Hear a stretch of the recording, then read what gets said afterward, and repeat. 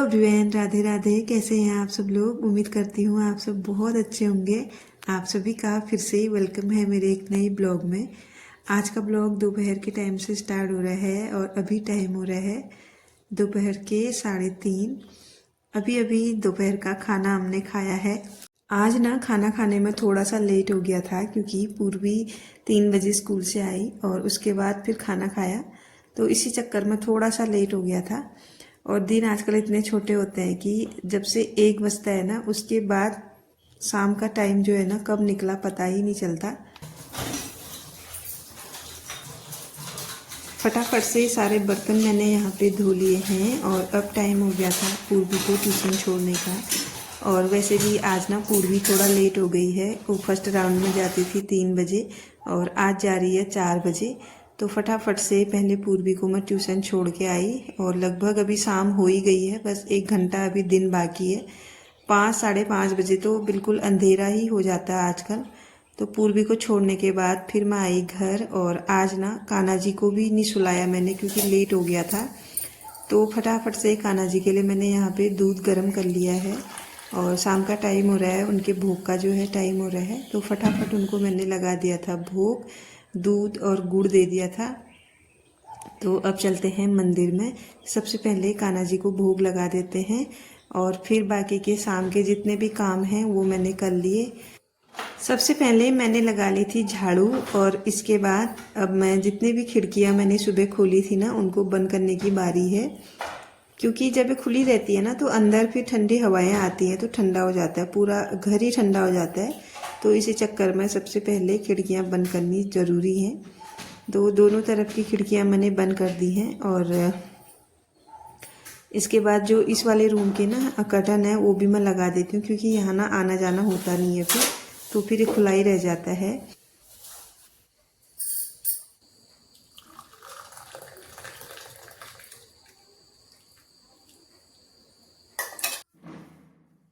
अब बारी आती है शाम की चाय की। चाय बन गई है और लेके मैं चले गई हूँ छत में।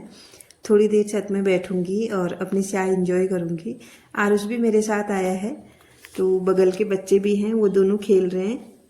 आप देख सकते हैं सनसेट होने ही वाला है और यहाँ पे बैठ के मैंने थोड़ी देर चाय एंजॉय की और कुछ बच्चों के साथ बात वगैरह कर ली। शाम का जो टाइम है ना वो थोड़ा बहुत रिलैक्स वाला रहता है। सुबह का जो टाइम होता है ना वो थोड़ा सा जल्दबाजी वाला होता है क्योंकि सुबह के टाइम पे ना हर किसी को अपने अपने काम में जाना होता है और कभी कभार ऐसा होता है कि हमें भी कुछ काम ऐसा निकल आता है कि बाहर जाना ही पड़ता है। इसी चक्कर में ना सुबह का जो टाइम है थोड़ा सा जल्दबाजी रहता है उसमें।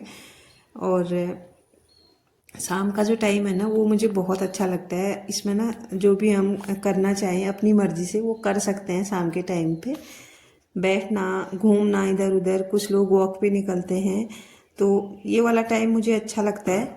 और इसके बाद मैं आपको एक चीज़ दिखाती हूँ। ये है दाल जो कि मैंने किचन गार्डन में बोई थी और खूब सारी निकली है इस बार भी। थोड़ा पिछली बार से कम निकली है लेकिन जितनी भी निकली है बहुत ज़्यादा निकली है। तो कुछ अभी निकाल दी है, कुछ यहाँ पे सुखाने को डाली है। ये अच्छे तरीके से सूखी नहीं है, जब भी सूखेगी फिर इसके जो दाने हैं ना वो निकालूंगी, मैं इनको साफ़ करूँगी। तो मैंने थोड़े बहुत निकाले हैं, आपको दिखाती हूँ मैं। मुश्किल से मैंने ना 6 से 7 दाने लगाए होंगे दाल के और रिटर्न में ना मुझे इतनी सारी दाल मिली है। तो प्रकृति ना हमेशा हमको जो हम उसको देते हैं उसका कई गुना ज़्यादा बढ़ा के ही रिटर्न करती है। तो ये बात तो पक्की है।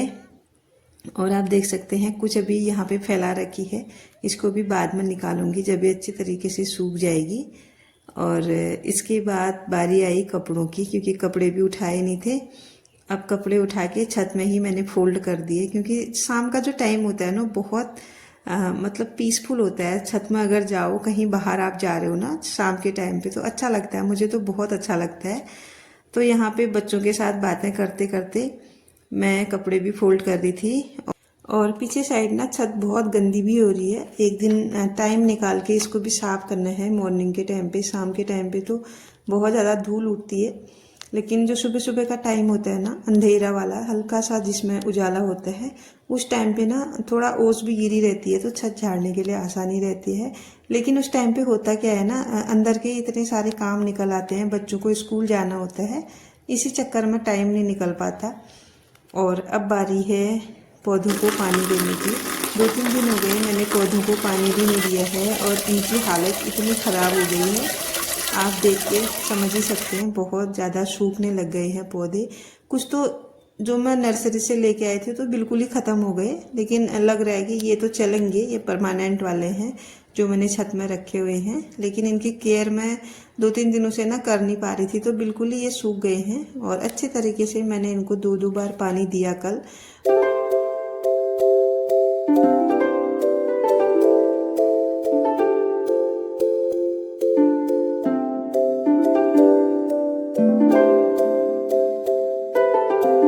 बहुत अच्छे तरीके से मैंने पौधों को पानी दिया और कुछ की अभी गुड़ाई भी करनी है, कल देखूंगी। अब आज तो पानी डाला है, लेकिन कल जो मिट्टी है ना वो सॉफ्ट हो जाएगी, तो फिर मैं इनकी गुड़ाई भी करने वाली हूँ। और छत की हालत आप देख सकते हैं, बहुत ज़्यादा गंदी हो रखी है। और जहाँ पे प्लांट लगाए हैं ये एरिया भी बहुत ज़्यादा मैसी और मिट्टी वाला बहुत गंदा हो रखा है, तो इसको भी साफ़ करना है। इसके बाद थोड़ी देर बाद हो गया था पूर्वी को लाने का टाइम, तो ट्यूशन से आके सीधे मैं आपको मिल रही हूँ दिया बत्ती के टाइम पे। और पूर्वी आज ना घर आते आते पूर्वी को हो गया था कितना 5-5:30 बज गया था और बिल्कुल अंधेरा अभी बाहर हो गया है। इसी चक्कर में दिया बत्ती करने के लिए भी लेट हो गया था।